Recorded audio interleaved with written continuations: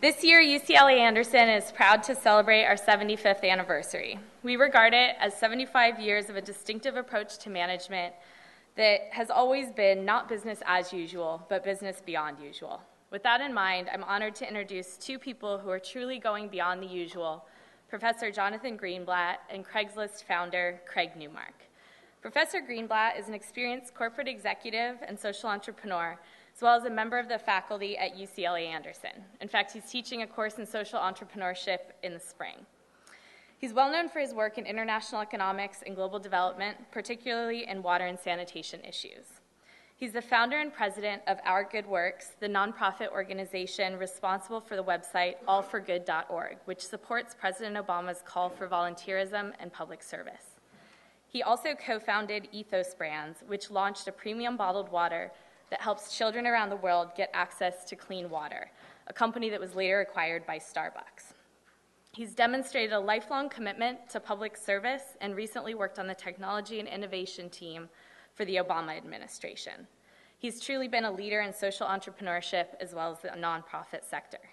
This afternoon's event will be a discussion between Professor Greenblatt and Craig Newmark, who's probably best known as the founder of Craigslist.org. Craigslist was started as a hobby by Mr. Newmark as a way to share information with his friends about events. The first community site for San Francisco was launched in 1995, and today Craigslist receives more than 22 billion page views per month, has community websites in 70 countries. Craig Newmark also believes in using the net to support veterans' rights through groups such as Iraq and Afghanistan Veterans of America, and he joined the board of Our Good Works, the nonprofit organization founded by Professor Greenblatt. He also asked me to let you guys know that he realizes he's not as funny as he thinks he is. So with that, I'm honored to present to you Professor Jonathan Greenblatt and Craig Newmark. Thank you.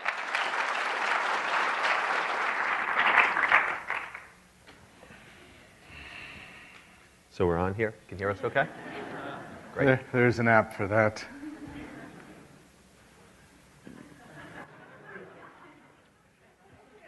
Keeping track of time so we can get you all back to class on time afterwards. So Adrian, thanks for that very nice introduction. And I want to thank Paul Feinberg and the folks from the media office here at UCLA for helping get this morning organized. And thanks to all of you for coming. So we're going to put to the test whether or not, Craig, you are indeed as funny as you think you are. But before we do that, I'm hoping we can talk a little bit about some of your experiences as really having created one of the seminal sites and one of the seminal ventures of our time as we think about the internet as a force for change. Few organizations, few companies have been as impactful and as wide-reaching as Craigslist. So let's talk about who you were before Craigslist got started. And please don't say I was Craig Newmark. Yeah. Talk to us about your sort of your growing up, where you're from, and sort of what were some of the influences on you. The deal is that I grew up in Jersey. Not the shore, as you could, I'm sure I don't look like I spend much time in a tanning booth, although I imagine you assume I spent a lot of time in a gym. In high school, I really did wear a plastic pocket protector. I really did have thick black glasses taped together, and I had the social skills that go with the stereotype of being a nerd. You can take that stereotype very literally in my case. That's the way it worked out. And even today, I can simulate social behavior for 1, maybe 2 hours. Afterwards, I start getting pretty cranky. And I wish that was only a joke. But I got a couple degrees in computer sciences, worked for IBM for a long while, then Charles Schwab, and then mid-90s in San Francisco realized that my skills were a lot more valuable in freelance mode. So as I started doing Craigslist just as a little hobby, I also started doing contract software work, and that was a pretty good way to make a living. In '99, though, that was the time to make it into a real company, and I had to make some grown-up decisions then. So how did it happen? I'd heard it was a mailing list among friends, Craigslist.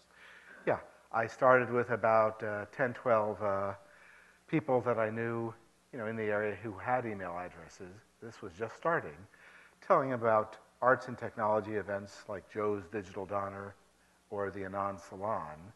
It just kept growing by word of mouth. Mid-95, when the mailing list mechanism broke, I had to give it a name, was going to call it SF Events.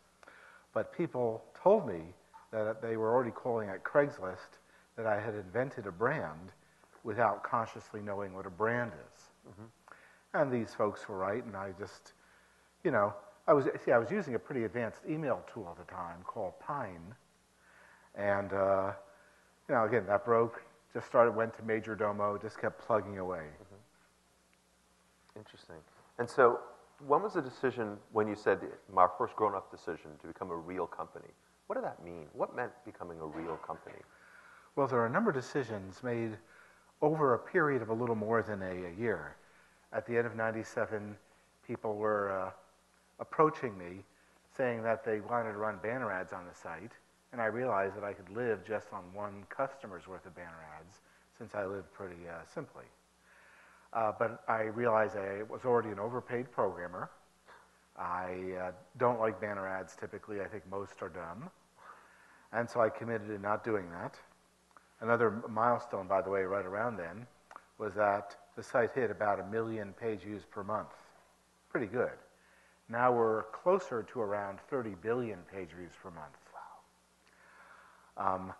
And so at this point, again, I realized that don't need the money, not going to accept banner ads, and that was the first decision based on the notion that there's nothing altruistic about this, nothing noble or pious about it. It's just what feels right. And so I tried running the thing on a volunteer basis for about a year. Didn't work. 99 made made Craigslist, a hobby, into a real company. Rewrote the code using an actual database and kept using a very advanced email tool called Pine. Today, though, I use a different email tool that's pretty advanced called Pine. And the people who are laughing at that are the older people. The last hard decision was realizing about a year later that as a manager, I kind of suck. But I'd already hired this Jim Buckmaster guy who is a much better manager than I am. Now I do customer service for a living. What's sad about that is that my customer service team doesn't really need me anymore. I continue to do it, the big reason being that it helps me keep in touch with what's real and helps me distinguish that which is fake, because I get a lot of that too, and that helps. So going back to the decision to sort of become a real company and not take the banner ads, so were you making any, it's so funny because so many of the students at Anderson and all of us who are MBAs were taught to write a business plan, build a financial model, but you didn't do any of that, did you? It just sort of happened. I was lucky enough to wing it because I had started a hobby at just the right time and did things with some big mistakes, but did things close enough that it worked out pretty well. And even as Dave Weinberger, who's from the Harvard Berkman Center, points out, it's pretty obvious that our site is about the people who use it, not about the people who run it. And I guess people can tell that, and that works. So how many people were at the company when it was just getting started, so to speak? In its first year or so, as a real company, about a half dozen people operating out of my flat in San Francisco. And were you self-funding it at the time, or had you started to earn some revenue from the site? It's a combination of both. I had been paying for some simple hosting services through that period. At that point, it was like $50 a month. Wow. But in 97, people were saying, well, charge for job ads. And in 98, tried that as an experiment. Kind of did it in a half-assed way. In 99, got real serious about that. The deal is that in 99, I asked people in our community, what's the right way to pay the bills and maybe do a little better? And they said, sure, charge people who are already paying more money for less effective ads, and in particular, charge for job ads. You know, there's more to it, but job ads is always how we've made the vast bulk of our revenue. Yeah, so no advertising. As I understand it, almost all the revenue comes from these ads where people pay you a little bit of money in order to hire people through Craigslist. Yeah, and it's always been job ads. Yeah, it's just remarkable. It's really amazing. So it's interesting because you asked the community about how to handle this, and you sort of had the community help. Can you talk a little bit about that process? Yeah, in the beginning it was basically me hanging out in neighborhood coffee houses, not only back home in San Francisco, but also, for example, in New York, and just talking to people, and also engaging people through email, through online discussion boards, that kind of thing. It wasn't that hard a decision.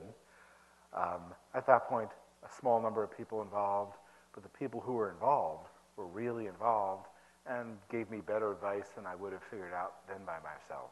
So it's almost like you crowdsourced the company in a way, the management of the company. In a manner of speaking, and even now, we make decisions based on the feedback that we get from people. Mm-hmm. It's hard to figure out sometimes because there have been occasions when people have tried to scam us running a bogus campaign or something like that. And we've been lucky, we've been hit by very little about that. That's more of an issue in politics with astroturfing and so on. Yeah. But we have, in fact, been astroturfed. Mm-hmm. So as the site is beginning to really grow, did you have the venture capitalists coming to you and the equity investors coming to you, trying to prostrate themselves and let them get in on the company? There was very little prostration, but there were people who did, before I made it into a company and afterwards, tell us that we could make a huge amount of money going their route. Again, turning it down, not altruistic, not pious or anything like that. The deal is we're just proceeding on the basis of what feels right. Right, what feels right. And the values. So how did you come to these values? Were they the values, Craig, that you brought to the company? Did you write them down? Did you somehow enshrine them in the way that in the business, or what was that process? Mostly it's a matter of what I learned in my equivalent of a Sunday school. Basically, the idea that you want to treat people like you want to be treated, or as we say in Jersey, sometimes you want to give the other person a break. And generally, people will operate on that basis. And I was doing it without conscious thought until recent years, when interviews like this and people kept asking me, keep asking me questions like that. So I finally articulated what made sense. People in business keep asking, what's the secret sauce? And the answer is really that there is none. It's just what you already know and the way people generally treat each other. You know, there are some people who, are predators and who don't feel the way that I just articulated, and you got to watch out for them because sometimes they'll be successful in running elaborate scams in which they sound like they're doing a good thing, but not so much. But again, generally speaking, people are okay and will work with you. But so do you believe in the idea of corporate social responsibility then? Because it sounds like for you, you brought your values, and then the company, you sort of actualize them through the business. Okay. On a gut level, I do believe in doing what feels right, even if that determination is sometimes really hard. Sometimes when you get competing parties who are equally sure that they're right, arguing with each other, arguing with you, that's tough. So it's more important to do what feels right than to consciously believe in this concept of business and social responsibility. I do believe in it, but I've also seen that sometimes people will just go through the motions. Right. Especially when it gets formalized and made corporate.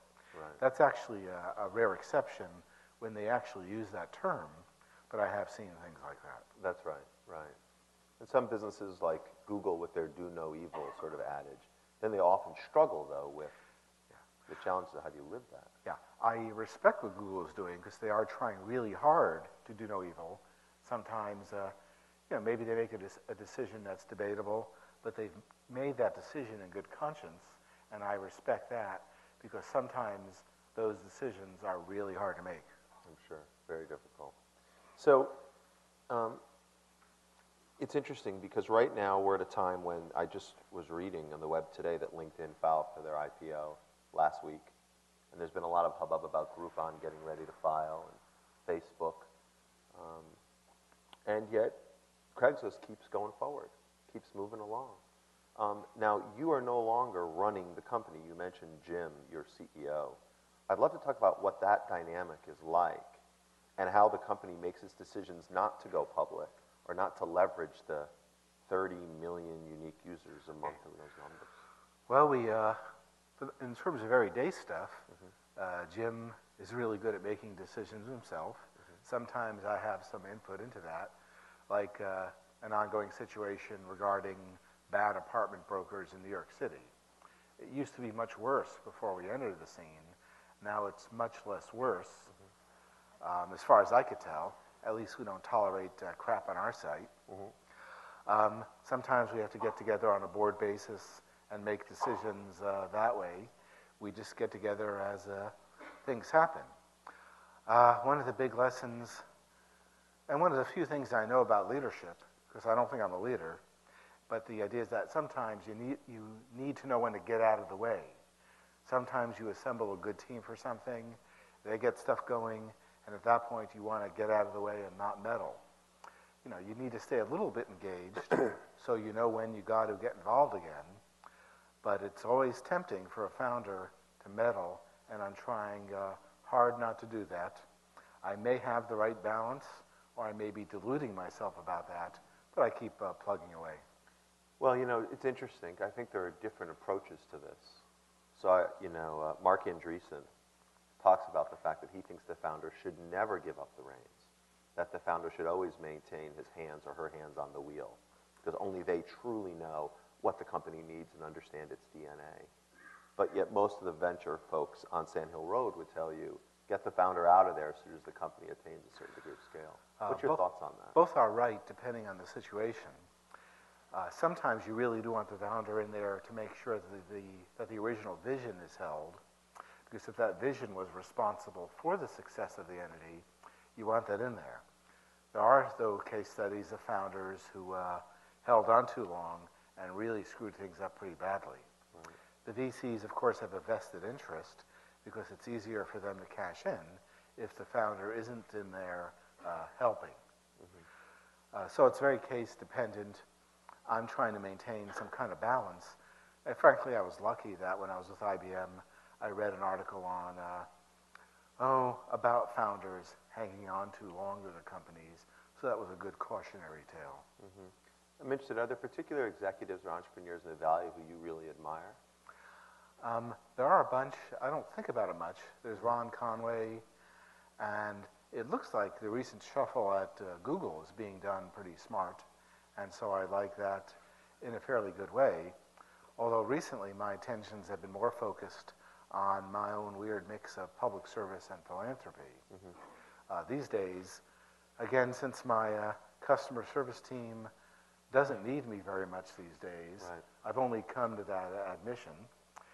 And the tech people haven't needed me in 10 or 11 years, which is also terribly sad. But I'm finding that there are people who do philanthropy and public service at the grassroots who do want a hand, as in every day. Because I'm not a social media expert, but I do know enough about social media to advise an organization who's new to it. And I, in some cases, have been brought to an organization to help convince management that social media is real and necessary. I'm engaged in this process at Consumer Reports, where I'm on the board, and that one of those meetings was just days ago. Let's talk about social media for a moment, because it's funny. There are some people who know you as Craigslist, and the people who remember portals and dial-up and whatnot. But now you're very active on Twitter, you're very active on Facebook. For you, what's the role of social media? In a way, what the role of social media is just to get the word out, and then to get that word out some more, and then to get people talking with each other. It does mean that when you get your message out, you can lose control of it, because social media has to do with leaderless organizations, like described in Starfish and the Spider. I've tried to learn from history in this regards, because, as a nerd, I may provide or help provide the means for social media, but not the real message which makes it really happen. For example, one famous nerd named Gutenberg. He invented a technology, printing press, which didn't get anywhere until a policy wonk named Martin Luther. He used it in a big way to get his message out. He had a store and forward network at his disposal, the Church of Northern Europe, basically. And he did lead a pretty good revolution via social media. And that was a very interesting way to describe the Protestant Reformation. Yeah. Well, it was pretty effective, but he learned relatively quickly that he lost control of his message, and as a result, there are many different kinds of Protestant church. I mean, the same happened to his predecessor, Paul of Tarsus, who used epistle technology and a very primitive church network, and he lost control of his network pretty quickly. And that's why there were a lot of different kinds of Christianity until Constantine decided that they would stand it on one form, and if you believed in another form, you were in trouble. Right.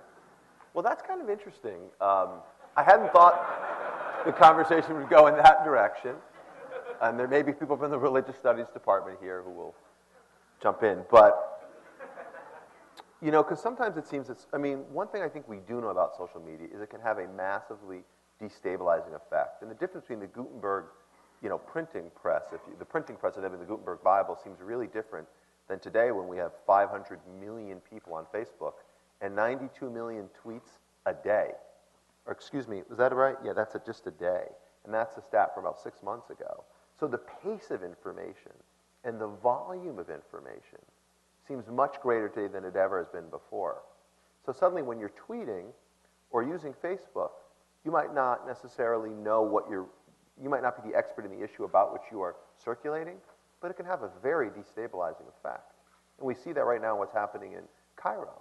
And I don't think any of us would stand on the side of dictators and despots, but I also don't think we know how this plays out.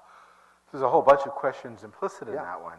The deal is that media accelerates change, just like the printing press did. And there were bloggers in our recent past like Thomas Paine and John Locke. That was the real John Locke, not the smoke monster. And we're seeing that change accelerated so much that things are going to be changing in this country and through the world in ways that are not predictable. We are in what some of the science fictional theorists call a singularity.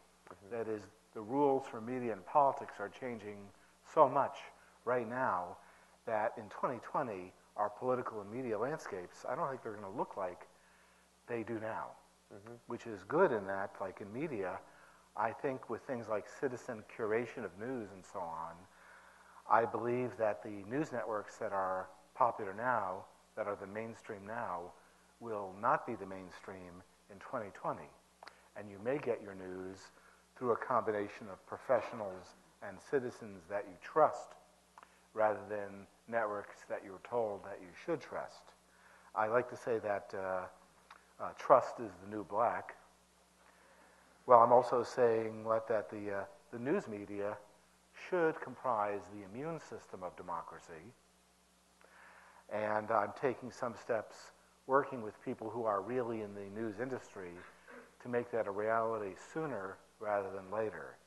I realize very much that I'm not in the news industry, but I know people who are, and for some years I've been digesting what they've been telling, and I'm hoping to do with something actually real via the real journalists and so on in the near future. But in these statements are my attempts at wit. Again, trust is the new black. Just a laugh. Yeah. And last year at the Aspen Ideas thing, I blurted out that statement about the immune system of democracy. James Fallows was kind enough to say that I was the internet's Bob Newhart, although I'm more like the Forrest Gump of the internet. Well, I have to tell you, I think that if the news media is indeed, that's how you think about it, I think it's in trouble. I mean, I think we live in an environment today, our democracy today, it isn't pure democracy, it's a republic. And this was the sort of Athenian model that was developed where we elected leaders who we trusted to represent us. And we patronize news media ostensibly because we developed a trust in them and they earned credibility. And I look at what's happened, like the advent of particular news networks, if you will, or other voices in the blogosphere that seem to drive the discussion that aren't necessarily trusted and aren't necessarily credible in the way that we've long thought about it.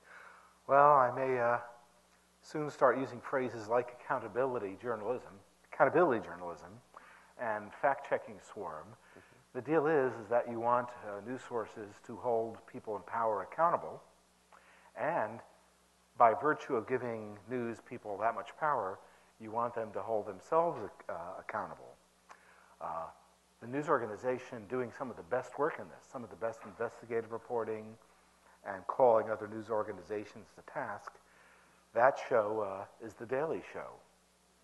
And while I'm making light of it, they actually do some of the best fact-checking and accountability journalism that's seen on TV right now. And they may be not only one of the survivors, but one of the more profitable survivors. This is one of the ironies of this industry. But doesn't that trouble you, though, when a comedy show that's 22 minutes in length can be the most credible purveyor of news? It's like, to me, that's not a good reflection as to where things are. It's not a good thing, but there's this Oscar Wilde quote: "If you want to tell people the truth, make them laugh, otherwise they'll kill you." And then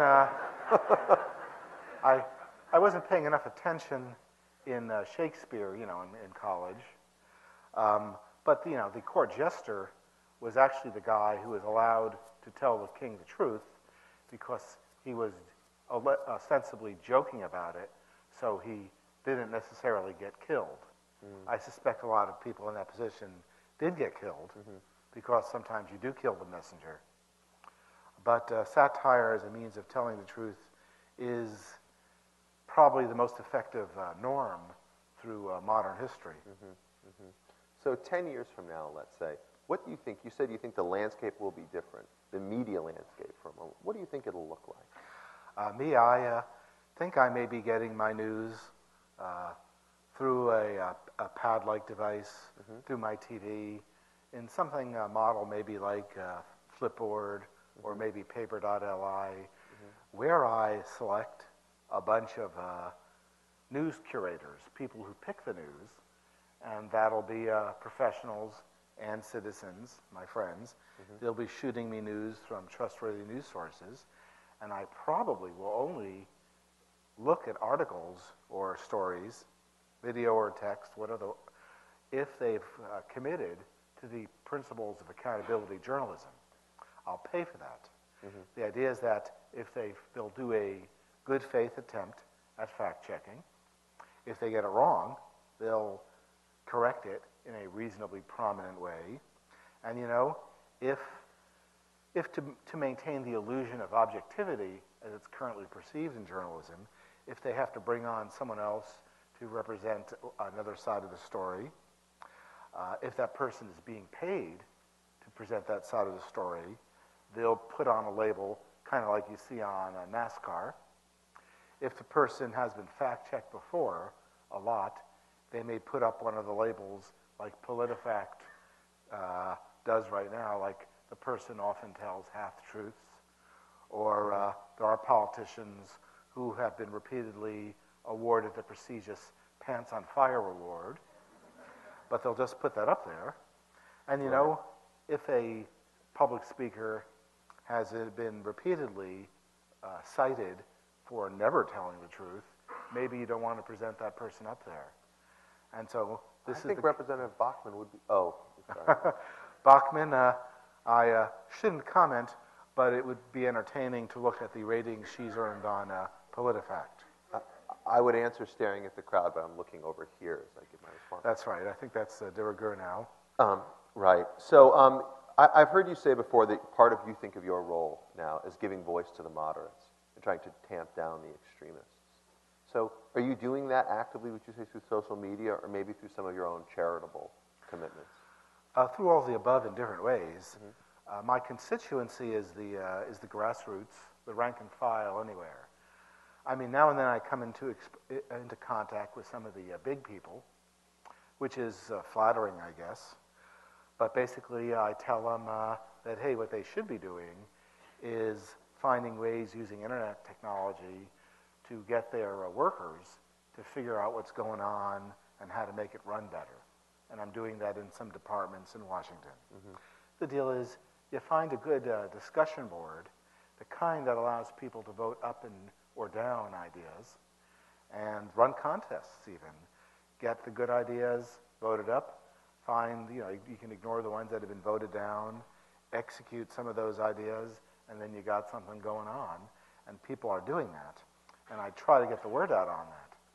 The problem is that the press is typically concerned with sensationalistic stories, to fill the news hole. Stories about people doing their job, even if they're doing great new things, that's not considered news typically. I mean, I'm just one guy blogging, but that's better than zero. Well, so I think you're being, I appreciate your humility. But for someone of your talents and clearly your scope of interest, there's a lot of places where you could focus. I'd like to talk briefly about some of the, let's say, the community service areas where you're focused, like the IAVA, for example. Can you talk a little bit about your involvement in the Iraq-Afghan Veterans Association? I mean, I don't know if you are a veteran or not. So how did you get involved in that? The deal is I stumbled onto it by virtue of being at an event, having lunch at a table with a guy from IAVA, and kind of realizing that in recent decades, vets haven't been treated very well in our country, and that didn't feel right. So I started talking to him and trying to do a little bit about it. Also, I've gotten involved with the Bob Woodruff Foundation. They're about finding the small veteran service organizations that do one or two things well for a few veterans. And so there's an interesting model there. Right. You find a group whose job it is to vet organizations to make sure they're effective and then to help them get funded. So I'm locating groups like this, working a bit with the Department of Veterans Affairs, working a little bit with the Pentagon, like the Wounded Warriors effort.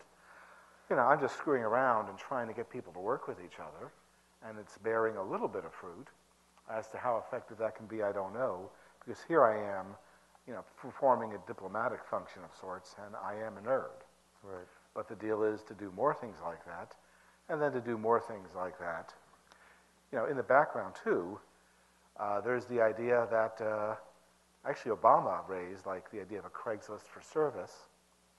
So it would be good to have some kind of database, which if you wanted to help people out, even if it's just for the day, it would be good if you had something like that. And a group called Our Good Works did something called allforgood.org, which is now part of Points of Light Institute, and that's working out pretty well. More work needs to be done,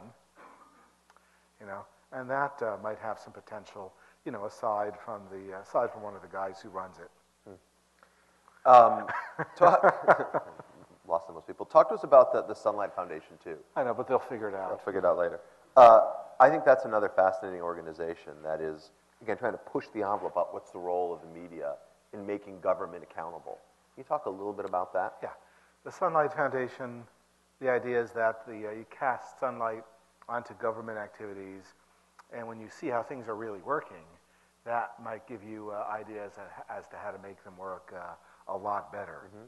Like if you focus on the way lobbyists work in different places, like Sacramento or Washington, you can see that in large part lobbyists perform necessary functions, sometimes representing honest people in Washington. But also in Washington, there are a lot of lobbyists who are basically influence brokers who are trying to get stuff done that's not in the interest of the U.S. Mm-hmm. You cast light on what they're doing. You show where the money goes. You show the money going to politicians' campaigns. You show it going to their clients getting big contracts.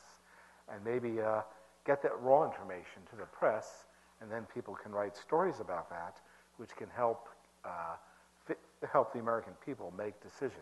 Are there some notable things that Sunlight has done that you might call attention to in recent? The deal, there's the State of the Union address, and then the counter addresses, where they were actually doing real-time fact-checking, or as close to real-time as possible, and doing things too, like during one of the recent healthcare debates.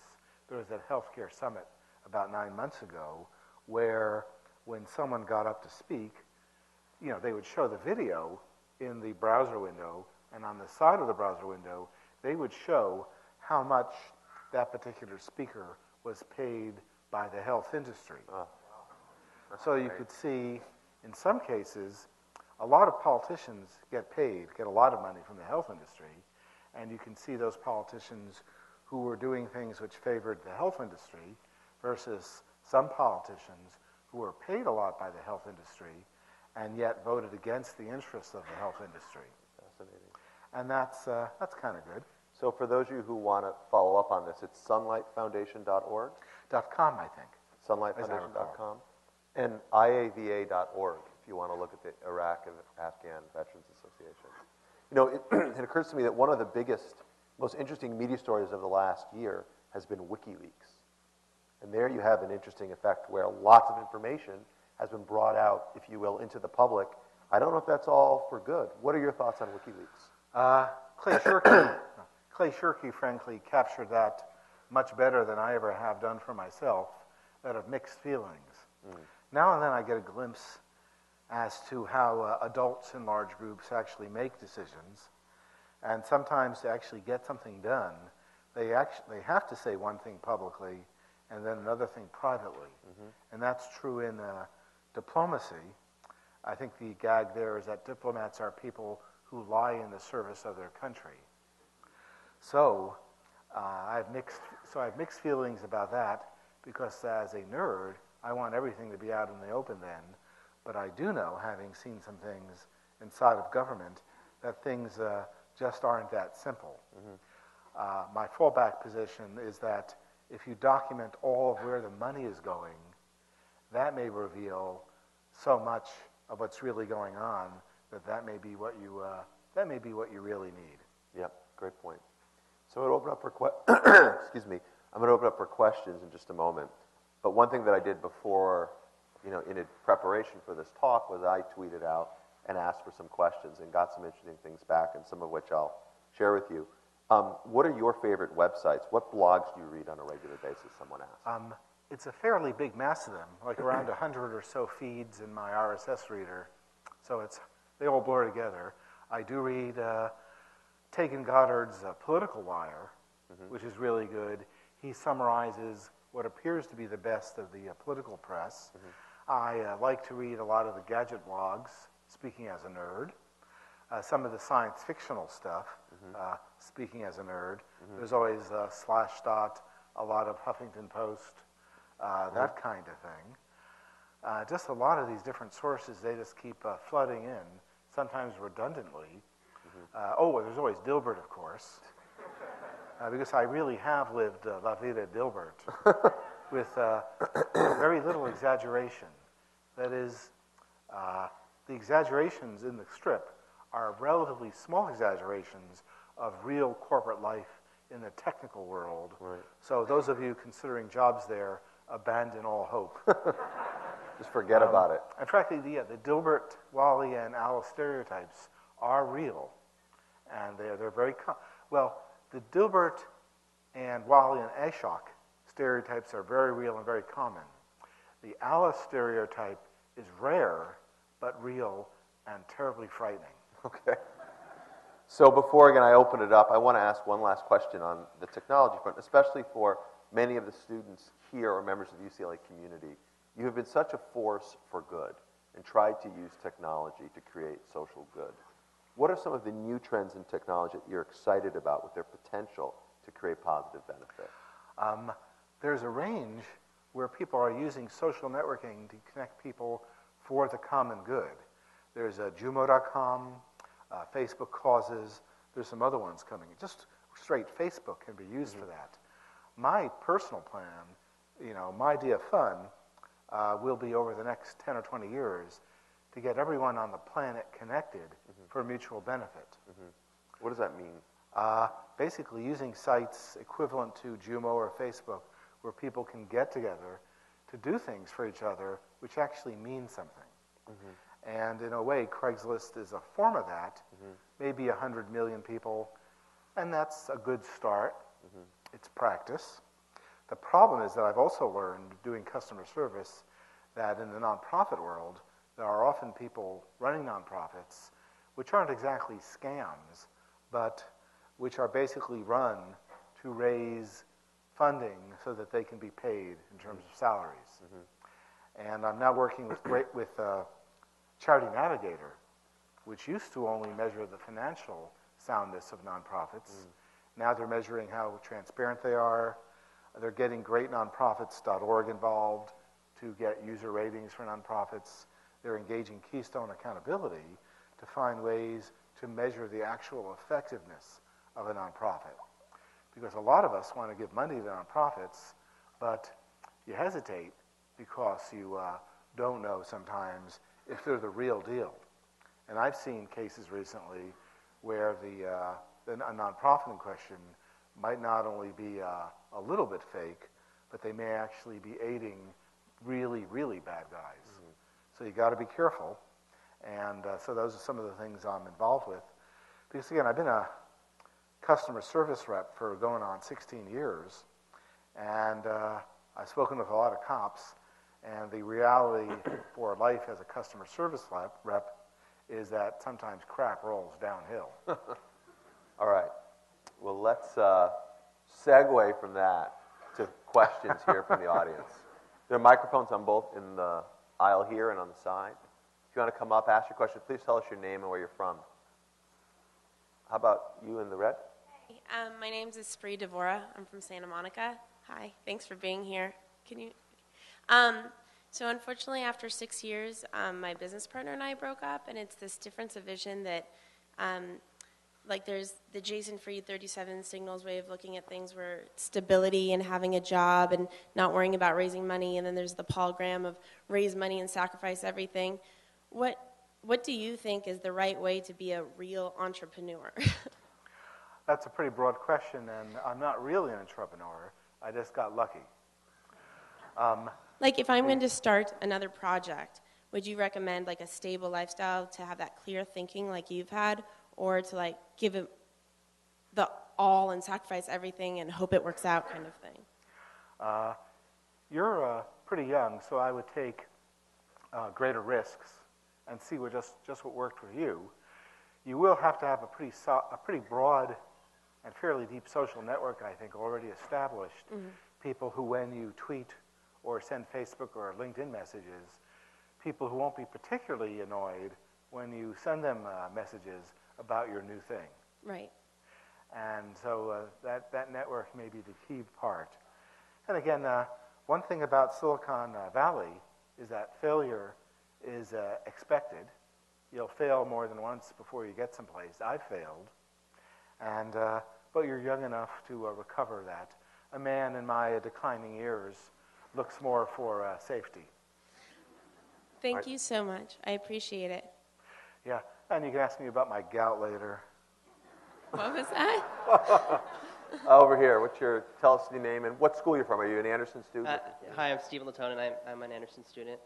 Thanks for coming.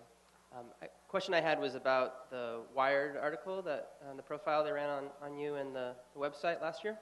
And they sourced out a lot of different ideas in terms of specifically the interface of Craigslist, and some of the ideas concerned having options to see some of the graphic images and some of the images before you click on it, and some options like pricing for some of the for sale items. So I was curious if the current management considered any of those, or what the strategy is. A big story and a long story. The article criticized us for listening to our customers instead of web designers. Nevertheless, we do introduce incremental changes to the site, slowly, one by one. And in fact, we were already looking at introducing some of those changes by the time the article came out. For example, the ability to look at thumbnail sketches when you look at a list of ads, that kind of thing. So we do introduce changes slowly, but one of our major design points is to keep the site fast. So we rarely do anything abruptly that may increase the load on the database engine and all of that stuff. The article is also notable because the prior month, and I remember, I forget the name of the actor, they had him on the prior month. He didn't sell enough copies of the magazine, so then they had to bring in the A-team to sell more.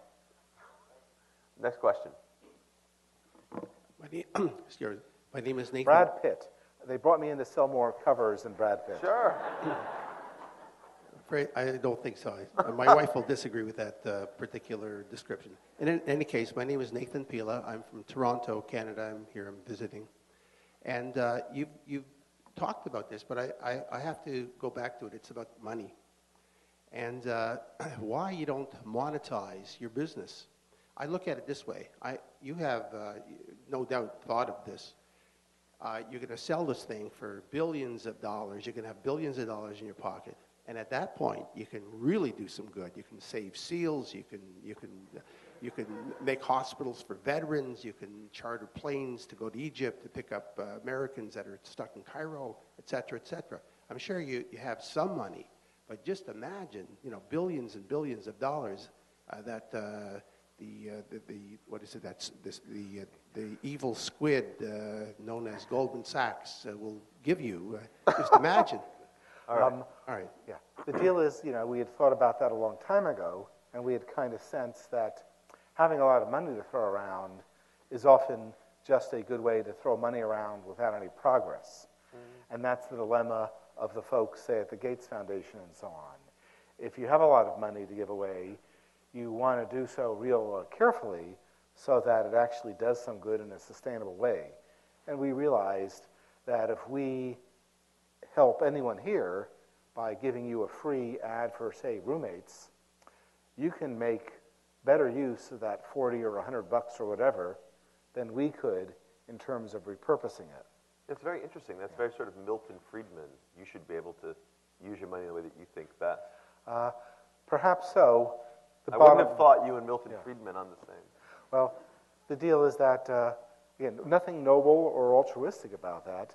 That just makes sense. And now the Gates Foundation folks and all that have come to a similar conclusion. They're giving out their money pretty slowly. Mm-hmm. As for politics, I don't talk about my politics much at all. I do let people know that I'm what I call a libertarian pragmatist, which is deliberately vague.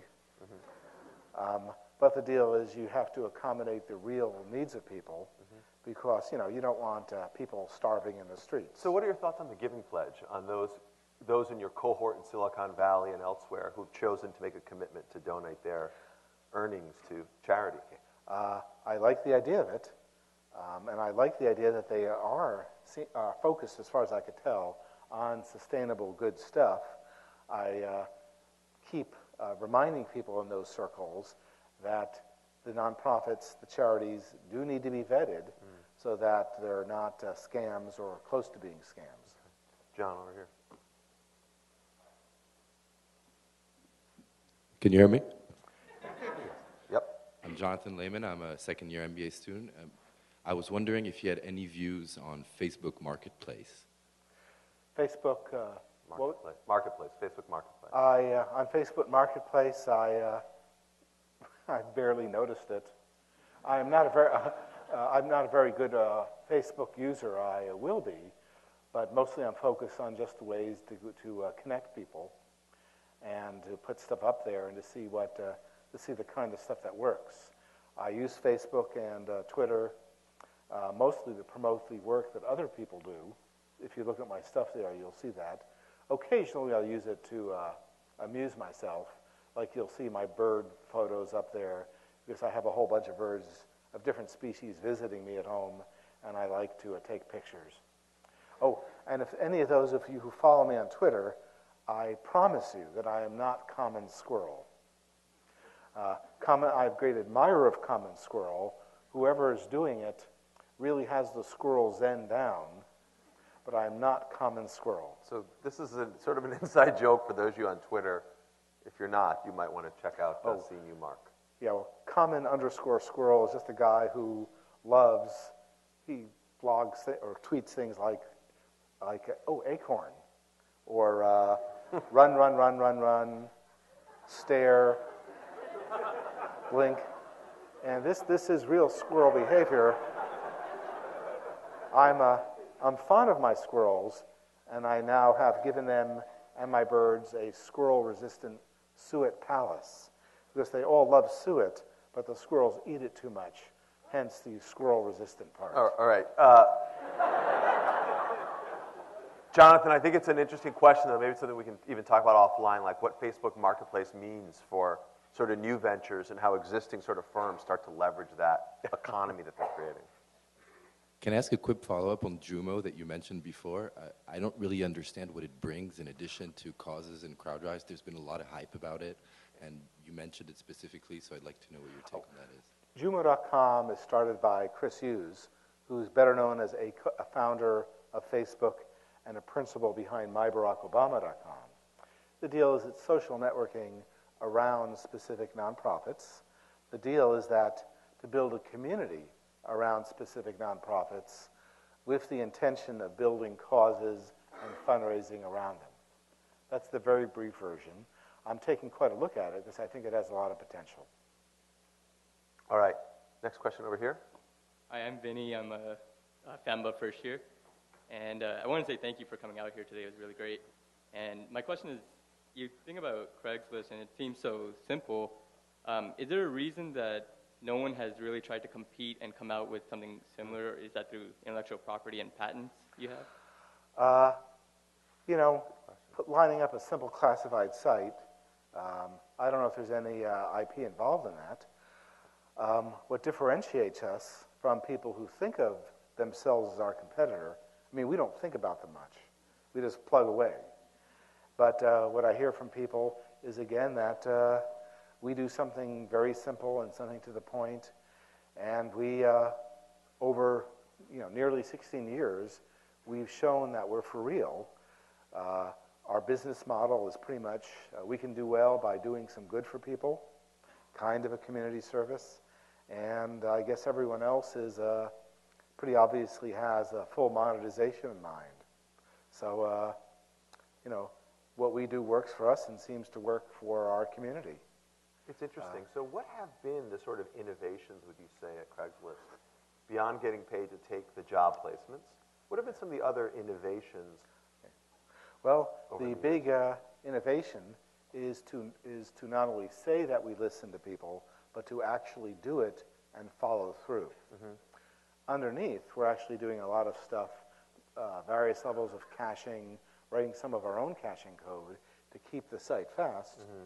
So there is some innovative stuff going on under the hood, but while we've managed to disrupt part of the news industry, mm-hmm. Much less than people credit us for, mm-hmm. but still, we have innovated. Our big innovation is simply in listening to our community and then doing something about it. I mean, you'll see in advertising campaigns for lots of companies, they'll talk about listening to their community, and then they do the opposite. Right. And that's actually the norm. So what is your, I would ask you, so we've got an iPad here on stage. The rate of sale of these things is just blistering.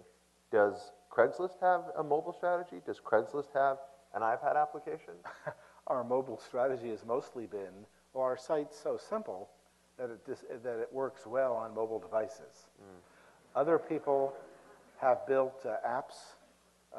Someday I should look at them, mm-hmm. but meanwhile, like my bigger problem on my device is that there are these evil pigs who've stolen the eggs from the birds, uh-huh. and these birds, they're angry. Right. So we hear. All right, Vinny, is that your question? The follow-on question. So you mentioned, building this community and showing that you're genuine and true. But how do you even gain that audience in the first place? I know you mentioned it was like initially for friends and promoting events, but any new website today, you sort of question how genuine it is and what the real deal is behind it. So how do you get that market adoption? What worked for me for the first several years was just word of mouth. Starting in '95, And in the San Francisco, Silicon Valley area, it gave me an unfair advantage, I guess, in that that's when things were just starting, and I got out stuff that meant stuff to people, like events to begin with, then jobs, people wanted to buy and sell stuff, resumes, and it helped too that there were a lot of launch parties going on. I'm nostalgic a bit for sfgirl.com because she not only knew where the parties were, but she knew where the closed parties were and how to crash them, for which I will remain forever grateful to Patty. All right. But that's it, word of mouth. Thank you. Word of mouth. Bob, over here. Your humility is refreshing. I had two questions. How do you repurpose a veteran? And then separate One question. at a time. Okay, sorry. It's not humility, it's just being rational and real and down to earth. You're asking how do you repurpose a veteran? What do you actually mean? What do you mean by that? How do you get them a job? Perhaps more than a job. I think a veteran has a sense of service and they want something purpose, which is common, I think, among a lot of people in my generation. We want a company that has a sense of purpose and service and a greater good. There's a whole parts of that bunch of that answer. One is getting vets in, in volunteer opportunities, which actually seems to mean a lot. Mm-hmm. The biggest issue is jobs for vets, because right now the unemployment rate among veterans is about twice the national average, and I chat with people about that. Nothing coming anytime soon, so I won't elaborate on any of the possibilities. There's other issues in terms of getting vets, particularly wounded vets, treatment for traumatic brain injury and PTSD. And another is getting networks set up to help treat vets, usually of older wars, who are suffering from substance abuse problems. The idea is to work on all these in very small ways. Back in San Francisco, I'm now chatting, for example, the folks who run the Salvation Army Detox Center, which is largely vets. At the Veterans Memorial Building in San Francisco, the idea is to create a resource center for vets. My focus is like having a bunch of computers with adequate bandwidth so that they can look for jobs and be generally exposed to just what's happening in the world. When it comes to vets who are going to be stuck in a hospital bed for months or years, I'm starting to say things like, gosh, if they had an iPad or similar, something like that could help with TBI or PTSD and just boredom. Because if you're stuck in a bed for a year, you want a gadget which connects you to the outside world, and an iPad or similar can do that for you. Do you have a follow-up question or a second question? I did. Thank you, Jonathan. Craigslist has very little social media, no real applications on it that I can think of, not like a Facebook like button or look at my posting. Kind of curious what your strategy is there, because you seem to be really motivated by and thinking about social media. Well, we do have discussion boards, which are used somewhat, but the deal is we're basically a classified site. Maybe we're a precursor to social media, because a lot of people have gotten on our site and seen that it is a simple way for people to connect with each other for mutual benefit. And maybe that's the first step towards more powerful forms of social media like Facebook or whatever. So maybe we were a gateway to that. That's just theory. Whatever the case is, there are probably tens of millions of Americans whose entry into the internet was accelerated by our site because they could do something simple and mundane and real world on the net. And then they started looking around and did some other stuff. I mean, I suspect the other gateway to the net is the use of photo sharing galleries, which is really good for grandparents, I guess. And that might work. I had that conversation recently at AARP, since I'm not only a customer, but we're talking social media. Great. We probably have time for one last question. Is there any other questions from the audience? To raise capital for new ideas. Yeah, I like the idea because VCs frequently want too much, and other people, professionals, want what one might regard as too much.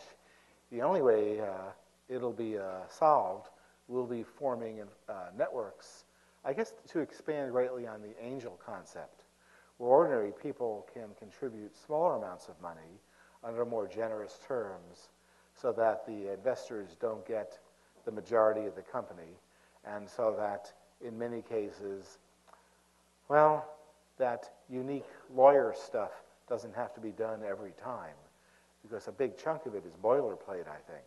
Yeah. It also means that you're going to, anyone planning on any kind of entrepreneurship, you will have to learn a little bit of the law, more than you ever wanted to do, and have lawyers who will be patient with you well ahead of time so that you don't screw up. Because I failed to learn ahead of time and have, in fact, screwed up at times. Okay, well, you know what? I'm going to use the opportunity to ask one last question, which kind of builds on this, so thank you. You've got a room full of students here and members of the community, but many of these individuals will be graduating in a couple months. What advice would you give to them as they're looking at joining, many of them in the business world, many of them probably going to technology-related jobs? Thinking about what you've seen in your career, what advice would you give them as they head out into the world? Well, the Dilbert gag I made earlier, remember, is actually true. The bigger entity you're going to go into, let's say 150 or bigger, you will have to deal with a great deal of that. Smaller companies will be more nimble, and you'll have a louder voice in them. There's some kind of structural issue with human organizations when you hit, I think they call it the Dunbar number.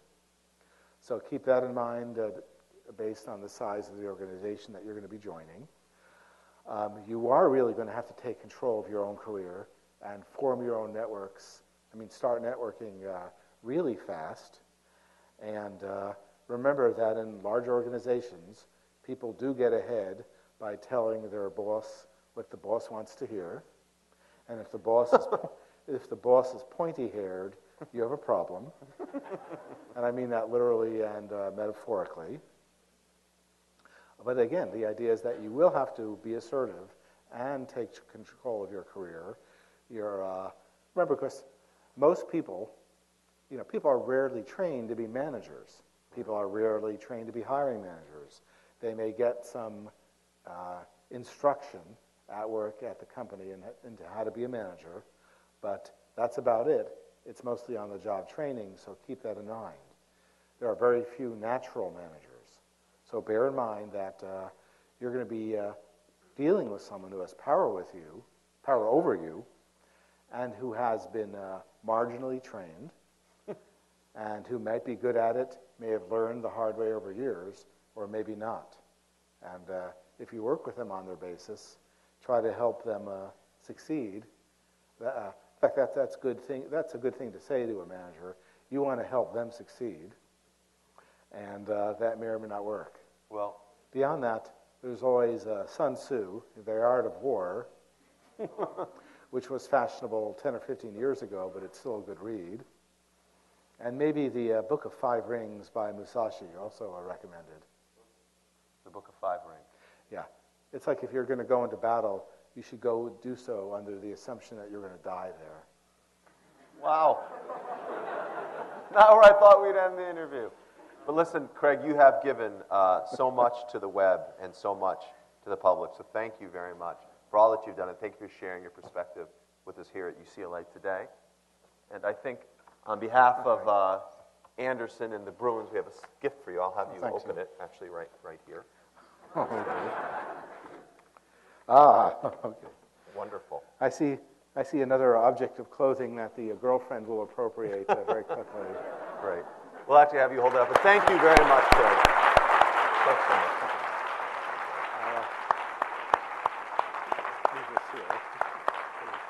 Thanks, everyone.